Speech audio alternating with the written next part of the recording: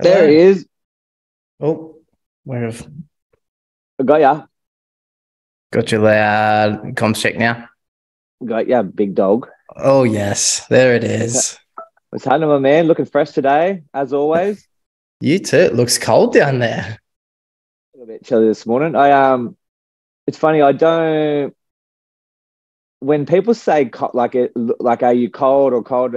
I'm so obsessed with perception. I don't want to say that it's cold because I'm not sure what your cold is, and I don't want to change your perception of what cold. It's like when someone says like a lot, oh, that's a lot of money or that's expensive. It's like I can comment on it for me, but I'm like, I'm not sure what your expensive is or what your a lot is, and I don't want to change your perception. But yeah, it's a nice, cool morning here this morning.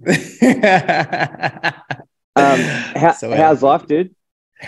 Dude, it's abundant. Yeah, It is abundant. Yep. And I'm open to receiving all of it.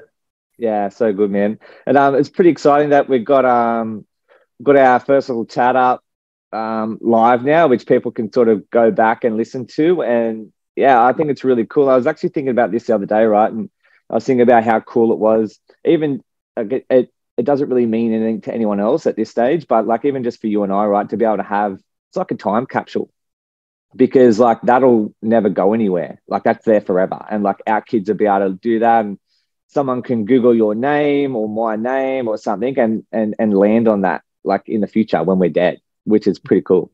Yep, it's part of the legacy, man. And Yeah. like reading the blurb when I went back in and had a look, I was just like, I had to stop and be present with the energy of what was being said because I was just like, holy shit, like, yeah, from DMs to this, Yeah. like, it's Yeah. amazing. It is, dude, 100%. And I think that, and because it was ultimately the run that brought us both together initially, right? Because I was doing a run of my own, and that was why I was drawn to you. I'm like, oh wow, this guy's like doing something crazy as well. And then I went down that rabbit hole of you, and I just followed that along. So I don't think that I would have been. Well, I know for sure actually, like I wouldn't have been in a position to be able to connect with you emotionally, like because I wasn't sure what you were doing, and because when I was doing that run, again, it wasn't the kilometers that you were doing, but it was like I understand. I have a better understanding, I think, than the average person of what you were putting yourself through because I don't think people can comprehend, but they can't understand what it is like to run an ultra marathon every day. Man, it's so true. Like, and between the DMs that I got every day when I was running, like there's a distinct difference between the type of people, neither wrong or right, just different. And the difference was for me to connect to people from all over the globe who are like, this is inspiring. Thank you. All of the things. It's like they're appreciating the level of physicality and also mentality that goes into investing in a project like that for sure. And then the other side of the coin, which is where you and I connected, is when I would receive messages from you.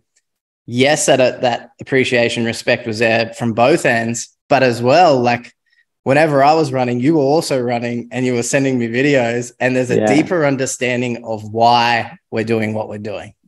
Yeah. Yeah, 100%. There was a connection there, right? And yeah, and especially because I knew, like, because I was following it so closely, is like I knew when you were up and when you're about, and again, like even if there was times that I wouldn't reach out, I knew that you were moving, like I knew that you were on the road somewhere, progressing, and yeah, for me, it was something again so little, but when you marked like that line and the road as like your pinpoint, it was pretty powerful, right? And you're going back there and starting again. I actually had this really weird thought. Actually, it wasn't weird. I don't want to use that word, but I had this really unique thought one day when I was doing when I ended up running 202 consecutive days of half marathon, right? And then I fractured my leg. So, but I remember on one of them days, it was like day 170 or something like that, and it was like when I was doing the run, I was like, I just want this to be fucking over. Like, I don't want to do this. Like, I just want it. I want it to be done. And like, well, I meant like the day, like I wanted that particular run to finish. And then what I realized was that like the run, it's not, I will never finish. It's never over, right? It's just like, I'm just going to put like a checkpoint. Like I will complete this task and then I'm going to set off again tomorrow. So it's like, nothing is really ever finished. It's just like, you put a pin in it and come back to it tomorrow. I'm just going to start again tomorrow. So it's like, what is finished? The only way we finish, and that's why I'm obsessed with, like, I actually run past the cemetery every day. And it's like, for a lot of people, that would probably weird people out that I'm so obsessed with cemeteries and thinking about death. But for me, it just reminds me of like the end. Like that is the finish line, right? Like that is where we all end up. We're buried or we're cremated or something. Like we die, and that's the finish line. That is really the only true finish line, and everything else is just a big pattern. Yeah, man. I meditate every day on death. Like I actually meditate every day on death and welcome it. And when I started doing that about a year ago, like you were saying at the beginning, like the perspective shift is wild. And I like to deliver this little piece of wisdom to my students. You know, what's true for me is not true for you. Right? But what's accurate is facts. And as you just said, like death is the finish line in this physical body. Death is the finish line, right? And so what we do between now and then is ultimately where we set our checkpoints. And when I meditate on death, I'm not meditating on watching myself die or anything morbid such as that. I am contemplating my presence in the here and now. And I am identifying what my checkpoints are and what I'm going to do in between then. And that level of commitment and discipline to your purpose in this life, to me, that's the ultimate algorithm, right? That is the algorithm to being hyper successful, present, happy, in the flow of abundance. That is the algorithm. When you can sit in that space and welcome all of the things, knowing that the finish line is up there. Yeah. But what you do between like right now and then, that's what matters most. Yeah. Yeah. I want to share your story. And I don't think we've spoken about this before, but and it's still got to do with death, right? When I was 2 years old, like I'm 36 now, 37 actually, I just had a birthday. When I was 2 years old, my mum died of an asthma attack. Okay, she was 23, so young. So I was 2, and my brother, who I'm in business with now, the one directly under me, he was 3 months old. Okay, so a 23-year-old mother of 2 dies at the age of 23 having an asthma attack, right? Tragedy. And like my dad done a great job in always like communicate. Like I always knew what had happened to her. Like I never remember a time that he sat me down and said, hey, like this is what happened. Like I always just knew, which I'm grateful for, right? But like in my late teens, early 20s, like I grieved like really late, and like every time I used to go out and drinking with my mates, like I'd end up upset and cranky because like I felt like I was really hard done by because my mother was taken away from me, right? And it's like my stepmom done an amazing job raising me, but I still didn't have that. I didn't have the connection. Like she done a fantastic job raising me. Like I'm internally grateful for everything that she'd done, but it still wasn't the love of a mother, right? It was never like I didn't have that connection with her like a mother. Like I missed that. And so late teens, early 20s, I grieved pretty hard, drugs, alcohol. Like I was just like, like why me? All that sort of stuff, right? And I had this like a massive awakening when I was 25 or 26 when I had my first child. Okay. When it was my daughter, she's 9 years old now. And then when I held her in my arms, I had this like instant feeling. I'm like, oh, wow. Like if my mum didn't die, then this kid wouldn't exist. And I was like this very clear moment in time. And it was just like, I was almost grateful for the fact that she had almost like a sacrifice in order for me to have my family now. Right. And I was like, it all made sense. And for me, it's like, there's so much beauty in tragedy because, my kids wouldn't exist. And ultimately, you and I, like this conversation would never have been manufactured if my mum didn't die then. And there's so many moments in time between now and then that have, instead of turning left, we've gone right, or we've went straight, and we've had a completely different directional interaction in life. So it's like, it gets a little bit crazier than that, right? It's like, so on me and my wife now, we tried to have kids when we're pretty young, right? And we couldn't fall naturally. So it's, we went through an IVF cycle. We're lucky enough to have 5 embryos that fertilized. The first fresh embryo transfer failed, and then we had 4 frozen ones. So the first frozen embryo transferred was on our first year wedding anniversary, which is pretty cool, right? And that was my daughter. And then the second frozen embryo transfer was actually on my mum's birthday, and that was my son. So it's like, we didn't choose them dates. The doctors chose them dates. We're up to how my wife was, hormones, et cetera, et cetera. So it was pretty cool when all these really important milestones were having other important milestones on top of them. And ultimately, none of them would have happened if my mum didn't die. And I think there's so much beauty in every tragic event. We just have to be open and willing and conscious enough to look for it. And it's not going to happen after 1 year.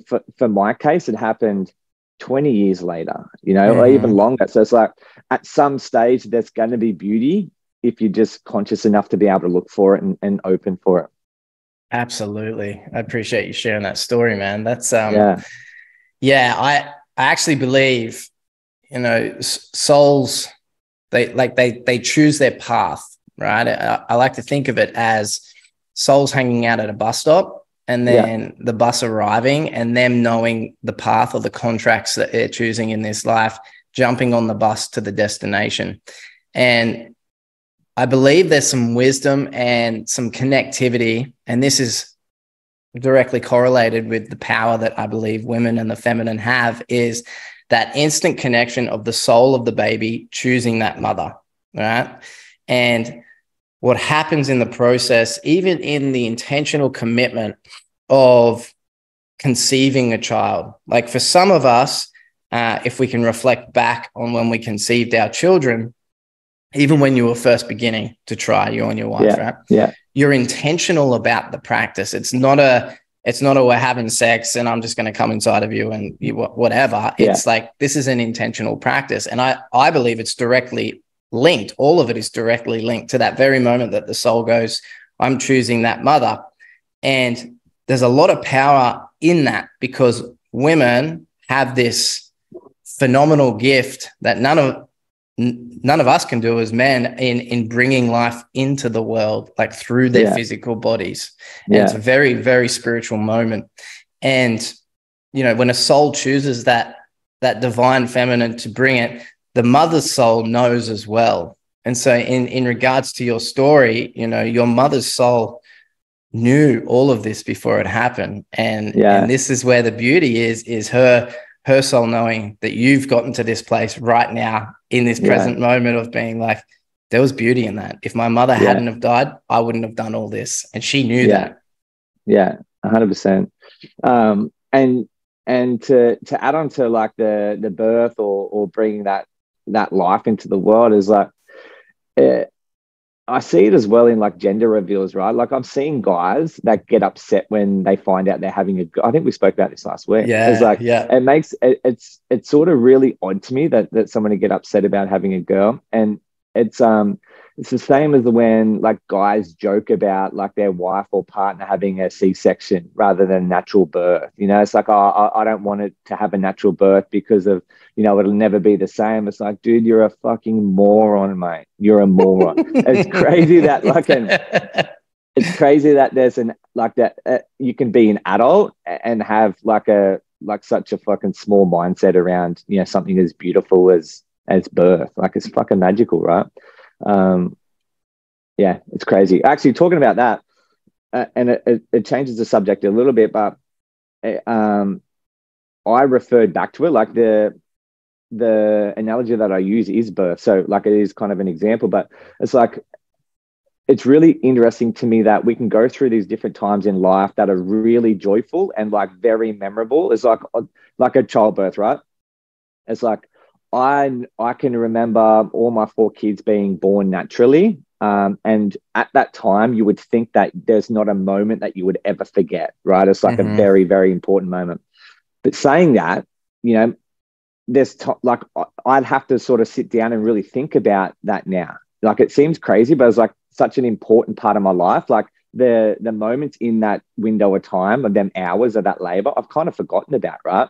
And it's just like the pain points, like them really challenging, really down, hard moments in life that you think that you're never going to forget because you think that you're never going to get through it. Over time, you forget about it. And a run is another example of that. There would have been days during the run that you're like, fuck, I don't think I'm ever going to get out of this. Like, this is never going to, and then you've forgotten about it. So it's like the thing that really reminded me is like, it doesn't matter how painful it is. It doesn't matter how beautiful or powerful it is. Over time, you're going to forget, you know, the small details in both of them events. So it's like time heals everything, and it doesn't matter how important it is or how painful it is. We forget about it, like at least the small details. I think, yeah, time definitely heals everything if you're conscious about the integration piece. And yeah, just to refer to your piece, which I resonate with as well. I've got 4 children, and you know those moments that they were brought into the world. 2, 3 were natural. 1 was C-section. 2 different women. I remember the moment holistically. I don't remember the fine detail, apart from one, my youngest daughter, Willow. And what I really appreciate about not remembering the detail is remembering the moment as being powerful, seeing what was actually happening, and then integrating those lessons on my level of understanding, right? This gift of women birthing, and then the intensity, the energy, the emotion, the power that is present in that moment, and going, holy shit. And then when I go into my life, I'm integrating that exact lesson every time. And so even now, for both of us, we're at a point where we remember the moment, we don't remember the detail, but we've integrated the lessons, and therefore that is what we have become as well.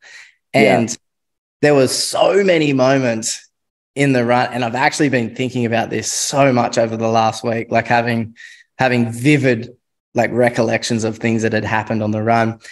And I remember a few days just being like, fuck this, like, this is horrible. Like, I don't want to be doing this, and still pushing through. Now I'm in a season of my life where if I hadn't have been through those moments, I'd probably be saying the same thing right now. And there's a high risk that I would break down, burn out. I'd be having a lot of dissonance in my relationships and all the things. But I'm like, no, I remember this moment. I remember Do you reckon that's because, like, during them really challenging times, like, say, you know, you're here and you've pushed through that and now you're there. So like your reference point is like way further than like a lot of people. And then when you come back to normal life, we're still playing inside that reference point. Is that kind of like what it is? Like, you push past what you thought you could achieve, you put a flag in, you know, what is way down the road, and now you're still playing inside that flag. Is it a reference point thing? Yeah. And it's a sliding scale. And I don't mean this negatively at all. It's just facts. And what it is when you make these huge jumps in evolution, whether it's like psychologically, physically, emotionally, whatever it is, when you make these huge jumps, you come back to the space. It's the same as when we were cavemen and someone left the tribe to go hunt, search, journey. They come back to the tribe and they give the information. But the tribe hasn't been to the flag. They don't know what's at the flag. So all they know is what's in camp. And this is epigenetics. The environment will still signal you to behave the way that the tribe is behaving, even though you know you've been to the reference point and come back to be part of the tribe. The environment will still signal you to behave in that way. And this is neither wrong nor right. It's just basic evolution and epigenetics. And what I find is when I go out to the flag and come back, I set up strategic accountability tools that keep me focusing on the frequency of the flag, not the present moment, or not the present moment, but like not the actual frequency of the whole tribe. And what I mean by that is I know some things. I've come back. I've shared. We're all moving towards the flag at a certain speed, but I need to be stern and disciplined and accountable in my actions in leading the tribe to the flag, knowing that all of the tribe are experiencing the same things I did prior to reaching the flag. Yeah. I think that reinforces like how important that tribe is, you know, how important like the caliber of that tribe is, because if you're with a really small caliber tribe, then your perceptions are going to like mirror that, right? And it's a little bit like what I was talking about at the start of the conversation when we're talking about cold. It's like if we sit down with a tribe and we all agree that this is cold, or the tribe leader says it's cold, so then we all fall in line with that perception. Like we can, if we're not careful, we can limit like what we think is cold, or change our perception of what is cold, because we could all agree it's cold, and then someone from Alaska or someone from Russia or someone that is exposed to cold, they're like, hey, this isn't cold, what are you talking about? But if we're not careful, like we'll adopt the perception of our peers. There's another thing that just when you're talking about like you leave the tribe and go and hunt and gather, there's an amazing book called Understanding Women, and I forget the author, but she's an amazing narrator. And the way that she put this book together is incredible. And she was explaining like about cavemen, cave women, right? That's who we are. Like that's where we come from. We're hunter gatherers. Females are, you know, they ponder through the gardens and through the bush looking for berries, you know. And she said like, the women used to like the details for women are like super important, right? It's like when they're in the tribe and they go, it's like, hey, like they might communicate to one of the other women in the tribe and say, look, we're looking for the berries. You need to go down to the creek, go up the creek till you see the second eucalyptus tree. At the eucalyptus tree, turn right, go up the bank. You'll see a raspberry bush. Do not touch that raspberry bush. It's poison. Go past that. You'll see a rock that looks like a frog. Over the back of the rock, you'll see a blueberry tree. Not that blueberry tree. Okay, don't touch that one. That one's poison as well. Go to the left, and then you see the blueberry tree down near the creek bed. Grab them, bring all the berries back. You got that? You know? And so it's like, you know, the time when your missus says, hey, I'm making spag bowl for dinner. I don't have any pasta sauce. What can you go down the supermarket and get some? Not just a pasta sauce, but it's in aisle 4. It's on the left-hand side, okay? Not the one that's near your shoulder. It's the one near your knee, okay? But it's got like a yellow label, but not the yellow writing one. Don't get that one. That's not the one I want. I want the one with the yellow label. It's got like a gold lid, but a gold lid with a silver stroke through it. Like, you know, one of them times like, I'll just get the fucking pasta sauce. It doesn't matter, yeah? But from her, it's like her role in that she wants to provide for you, right? She wants to like cook the most abundant meal for you. And if you don't get the right pasta sauce, it's going to fucking ruin the whole spaghetti bolognese. Just like if you grab the wrong blueberries, it's going to fucking poison the tribe. Yeah. And it's like, when I heard that story, I'm like, wow, because like my wife does that all the time, right? I'm like, I'll just get any fucking pasta sauce. It doesn't matter. But for them, it's like it's everything, because they're going to fucking poison the family if you don't get the right one.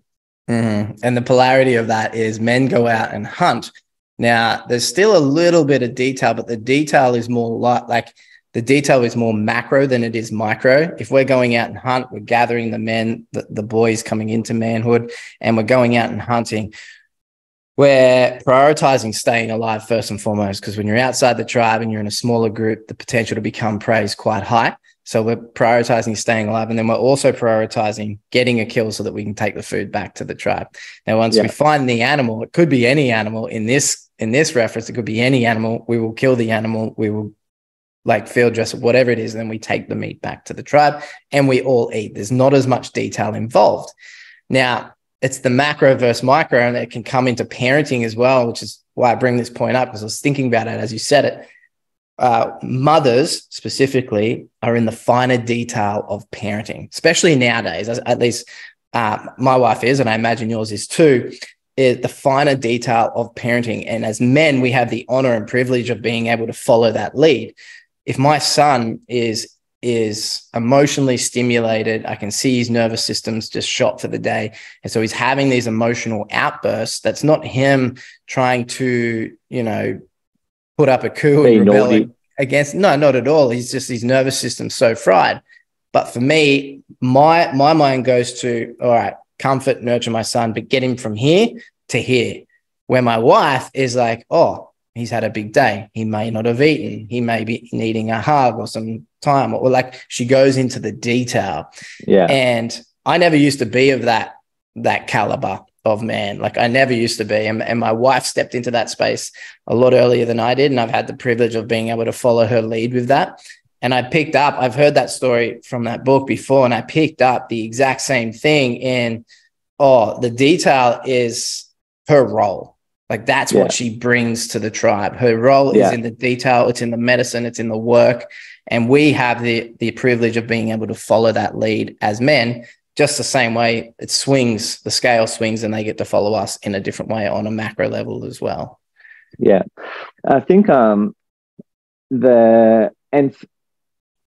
it's really cool that you could identify that, right? And I imagine, like, if your kid is in an environment where there's a lot of exterior noise, like maybe their diet, isn't amazing, or they spend a lot of time on screens or in front of the TV, it's really hard to sort of dissect and understand that, like exactly what you just said. It's like he's had a big day, or, like he's a bit off, because there's so many other environmental factors in that. Like there's so many kids that you wouldn't, like, that are completely socially awkward, right? And it's not, it's just because they've never been exposed to it, or they're never getting exposed to it. And all of a sudden they're 9, 10, 11 years old and they don't know how to talk to, someone at the counter. And I think that, the more third party, or the more noise they have from exterior, from devices, is far more challenging to be able to try to identify what might be going on with someone, as opposed to like they're just being naughty. Because I know my boys, for example, it's like, sometimes I can see it, right?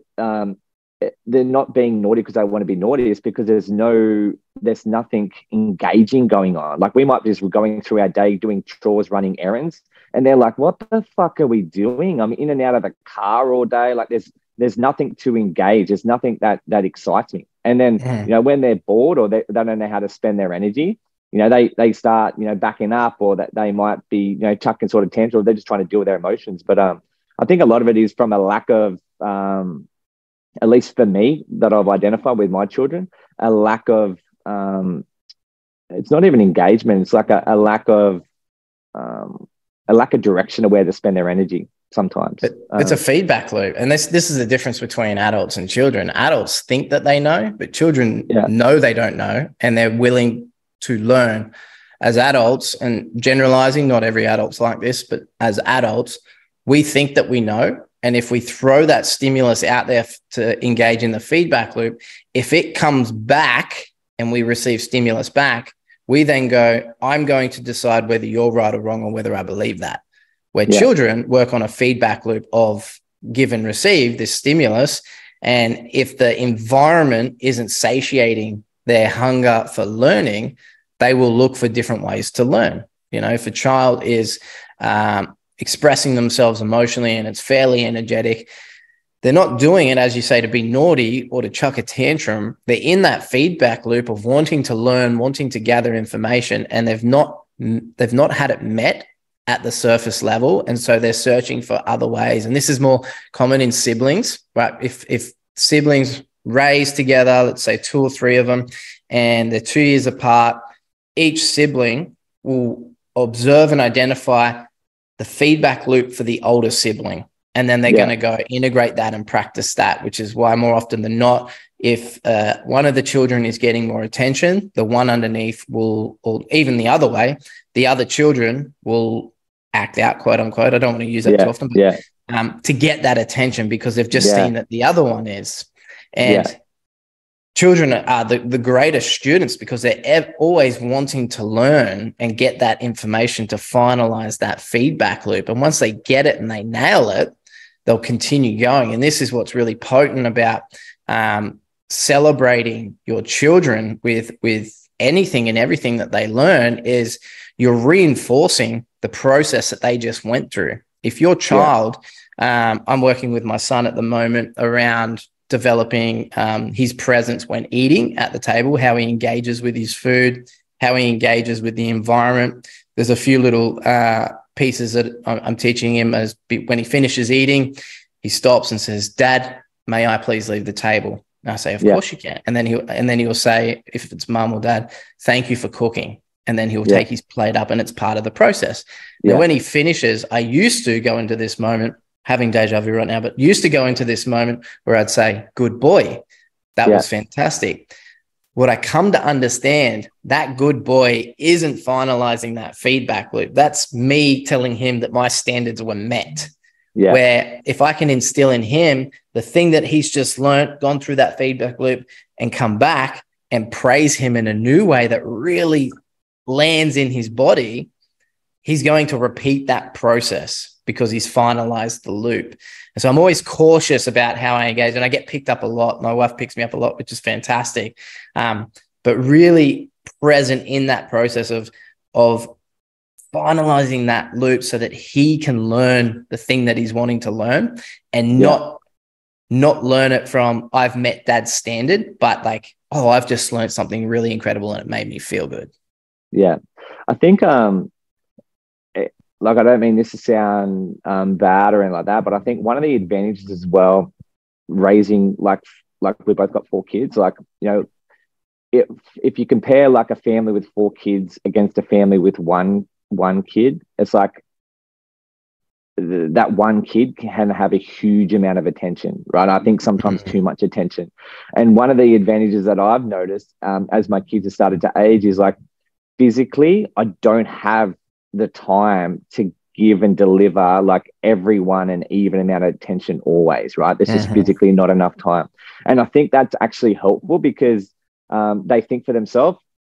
They can become resilient. They can sort of help out their other siblings. The older kids can help out mum with the younger kids, and they can start thinking for the other kids as well. It's like we're about to get in the car and the youngest kid doesn't have his shoes on. You know, my daughter can identify that and help out. So I think there's actually like a lot of advantages in having like bigger families, because your energy just can't be spent. Like they get, again, like, I don't mean it to sound bad, but they get less attention. And I think over time, that's good because, attention's amazing. But if you're used to getting all the attention, I don't think it's healthy when you start to like enter workforce or school even, you know, because that's not what life is. No, especially as an adult, for the most part, no one cares about us. Like mostly, everyone cares about themselves.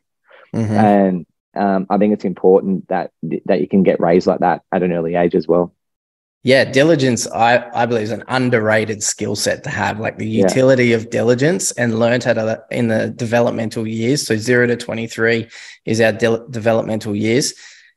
Diligence is one of those underrated, underused like mechanisms of behavior. And I've noticed that going through different environments and workforces is the one who's not diligent, forward thinking, problem solving, thinking 2 steps ahead, is the one that is still stuck in that feedback loop of learning. But the ones that are the ones that progressively move forward faster. And it's not a time thing or a pace thing, but if it's nurtured at an early age in those years, it's really going to support them in moving into adulthood. It's really going to support them in their journey of autonomy and sovereignty as a human being. And so stepping into society, they're a lot more aware of their experience that they're having and how they see themselves in society, much rather looking to finalize that loop, looking for external validation to be like, oh, I am me. Okay, cool. Because you said I was me. I feel comfortable now. Like we can avoid that.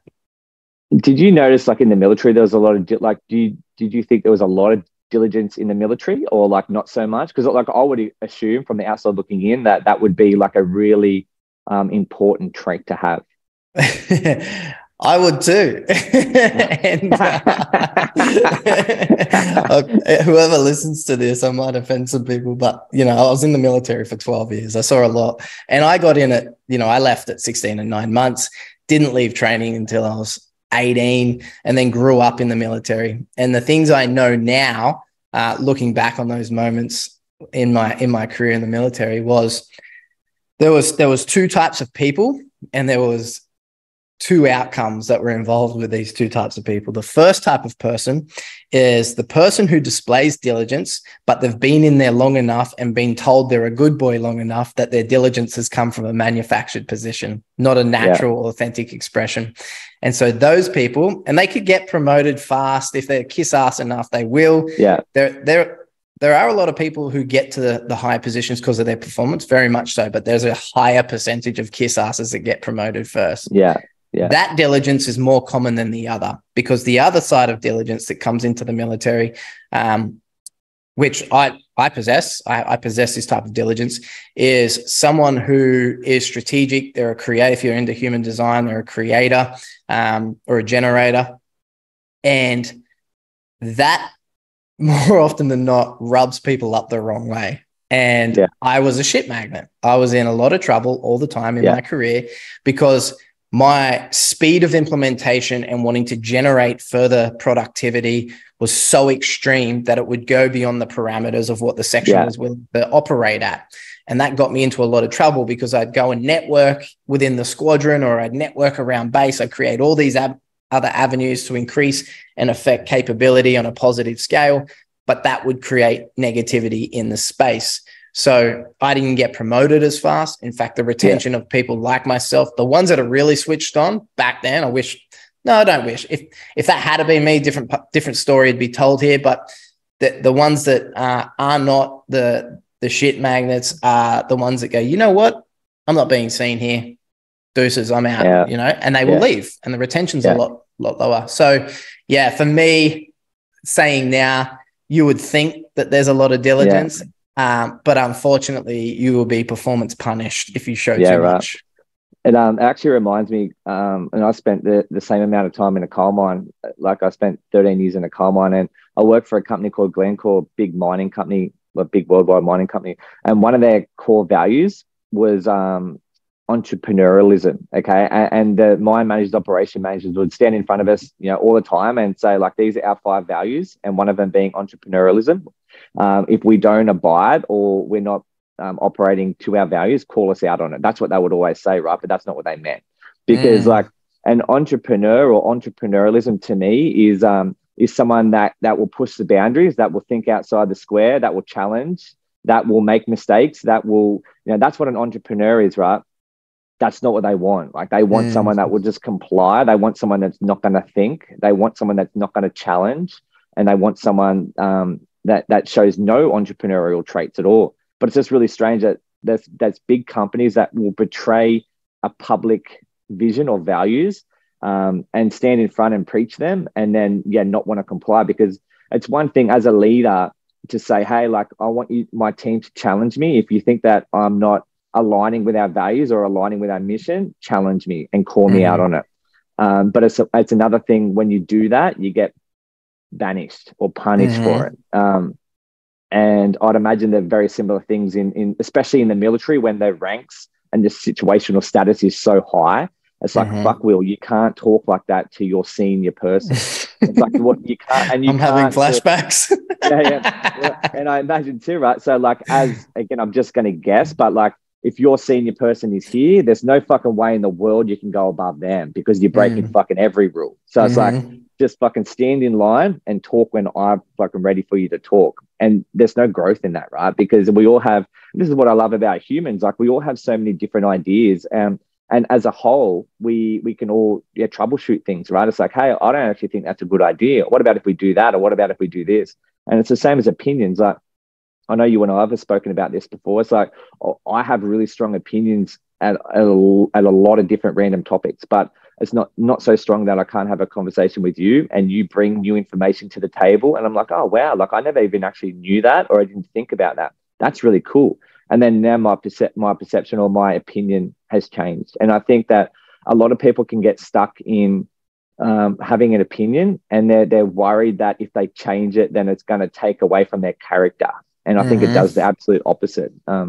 And the way that I even explain it is like, if I have a favorite color, say my favorite color is blue, okay? And you know that my favorite color is blue. And I tell everyone my favorite color is blue. And then over time, as I grow, my color changes to red. My new favorite color is red. But I'm afraid to let anyone know, because I used to tell everyone it was blue.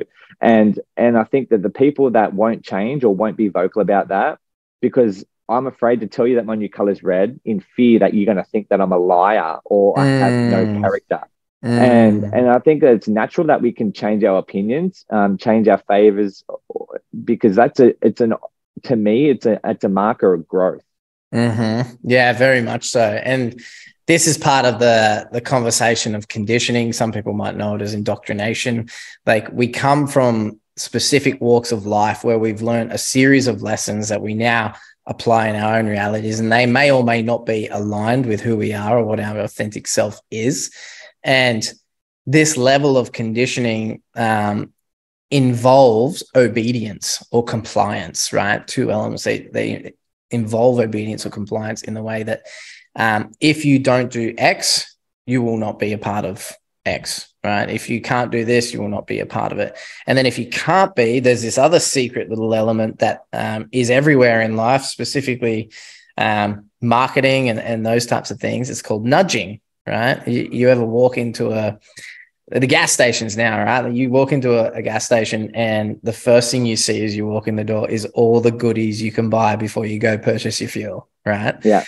And it's nudging. They are suggesting to you to do this thing. That's the first way to get people into that level of obedience.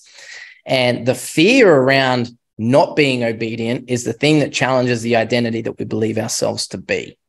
If we believe ourselves to be this specific type of person because I'm a great contributor to society, I follow all the rules, all of the things, and you believe that that's the reward, you're cutting yourself short and you're not allowing yourself to fully express who you are by living outside of those parameters of obedience and compliance.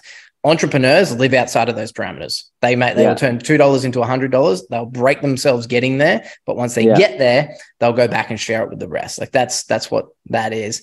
Now, if you go to the military, is a fantastic example of obedience and compliance. If you don't abide or obey what I say, you will not be reported on well, you won't get promoted.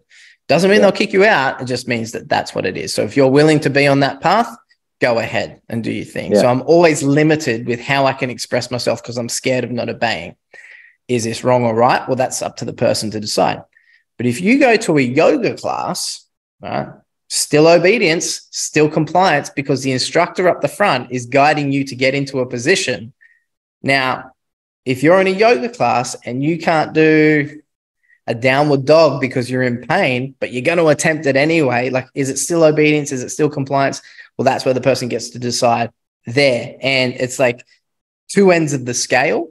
But if we're living inside of that, where we're not expressing ourselves authentically, this is where we can communicate. This is where we can, do things that scare us a little bit. If I can't get into downward dog and I'm in a class full of 30 people and I'm right up the front and people can see me, I'm like, you know what? I'm going to give this the best fucking crack I can. I'm going to look like an idiot doing it.